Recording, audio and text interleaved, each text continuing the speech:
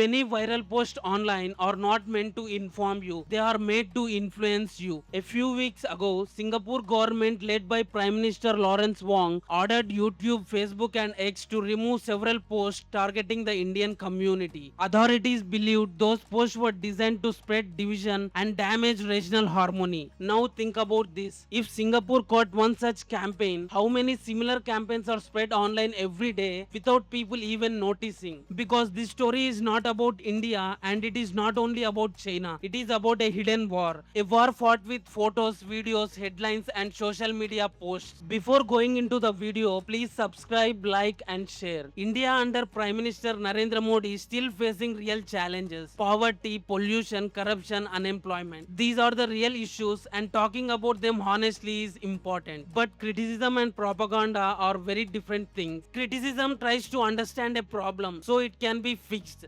Propaganda uses the same problem to create anger, division or hatred. One looks for solution, the other looks for reaction. And understanding the difference is important for the rest of the story. Let's look at what happened in Singapore. Singapore has an area called Little India. It is a famous neighborhood known for Indian culture, temples, restaurants, shops and festivals. Every weekend, many workers and families gathered there to relax and spend time together. But some people took photos from Little India and presented them as a proof that Indians were somehow taking over the Singapore. A normal festival became a threat, a normal gathering became a problem. The photos themselves were real, but the story attached to them was misleading. And that is how propaganda often works. Adds fear and turns an ordinary situation into completely different story. People react, people share it, and before long the false narrative spread faster than the truth. And that is not just happening in Singapore. The same method appears all over the social media. You have probably seen videos comparing Shanghai with Mumbai or China's bullet train with Indian traffic. At first glance, the comparison looks convincing, but there is a problem. Only one side of each country is being shown. China's most modern cities are placed next to India's biggest challenges. The result is predictable. China looks perfect, India looks broken. But real life is much more complicated than that. China has modern cities, India has modern cities too. China has poverty, India has poverty too. When someone shows only the best of one country and only the worst of others, they are not helping you understand reality. They are trying to shape your perception of reality. Now let's turn the camera around and look at China fairly. Under President Xi Jinping, China was built one of the world's largest economies. Its high-speed rail networks connect major cities across the country. Its factories produce goods for markets around the world. And cities like Shanghai, Beijing have become symbols for modern development. These achievements were real, but they are not the whole story. In 2020, Chinese Premier Li Keqiang revealed that around 600 million Chinese citizens were living only roughly 1000 yuan a month. Think about that, nearly half of China's population. That statement reminded people of something important. China is not only the China we see in travel videos and promotional clips. Behind the famous skylines, there are millions of ordinary people facing very different realities. And to understand the hidden side of China, we need to understand a system called hukou. The hukou system affected millions of families. Many workers leave provinces such as Henan, Sichuan to find jobs in large cities. But moving an entire family is often difficult. As a result, many children stay behind in villages while their parents work far away. These children are known as China's left behind children. Many are raised by grandparents. Some see their parents only once or twice a year. Think about this. Parents leave homes to build a better future for their children. China's economic growth created opportunities for millions of people. But for million families, it also came with personal and emotional costs. China's housing challenges tell a similar story. Property giants such as Evergrande collapsed under huge debt. Cities like Ordos became famous for large number of empty apartments and unfinished development. Yet many families still struggle to afford a home near where they work. That is the contradiction. In some places there are empty buildings, in other places there are people who cannot afford housing. The challenge is not simply building more homes, it is making homes affordable for ordinary people. Young people facing another challenge. Every year millions graduate from Chinese universities dreaming for better future. They were told study hard and opportunities will come. But today jobs are harder to find. Competition is intense. Some graduates work in jobs far below their qualification. Others delay marriage, buying a house or starting a family because the future feels uncertain. For many people, the pressure is not only financial, it is emotional. The future they imagine feels harder to each each other even before. And that brings to the most important point of this story. India is not only its problems, China is not only its success. Every country is more complex than a short viral video. China has achieved remarkable things. India has achieved remarkable things too. China has serious challenges. India has serious challenges too. The truth is always bigger than a viral post. Every country has strength. Every country has problems.